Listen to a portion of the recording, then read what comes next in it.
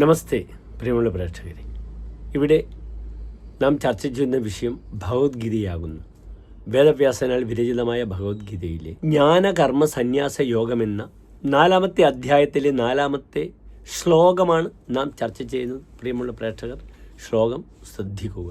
അർജുന ഉവാച അപരം ഭവതോ ജന്മ പരം ജന്മ വിവസ്വതഃ കഥമേതദ് വിജാനീയാം ത്വമാദൗ പ്രോക്തവാനിതി.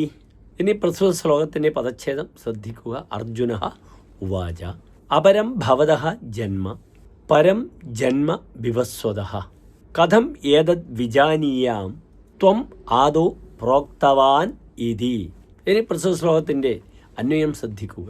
ഭവതഃ ജന്മ അപരം വിവസ്വതഃ ജന്മ പരം ത്വം ആദൗ ഏതദ് പ്രോക്തവാൻ ഇതി കഥം വിജാനീയാം.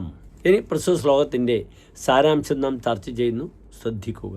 അർജുനൻ പ്രസ്തുത ശ്ലോകത്തിലൂടെ തൻ്റെ സന്ദേഹങ്ങളെ ഭഗവാനോട് ചോദിച്ച് മനസ്സിലാക്കുകയാണ്.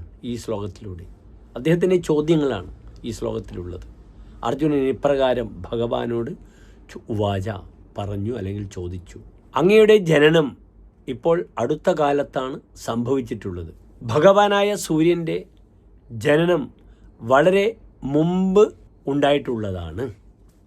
അതിനാൽ ആദ്യകാലത്ത് അങ്ങ് എങ്ങനെ സൂര്യനെ ഉപദേശിച്ചു എന്ന് പറയുന്നതിനെ ഞാൻ എപ്രകാരമാണ് മനസ്സിലാക്കേണ്ടത്, എപ്രകാരമാണ് വിശ്വസിക്കേണ്ടത്? ഇതാകുന്നു അർജുനൻ്റെ സന്ദേഹം. നമസ്തേ.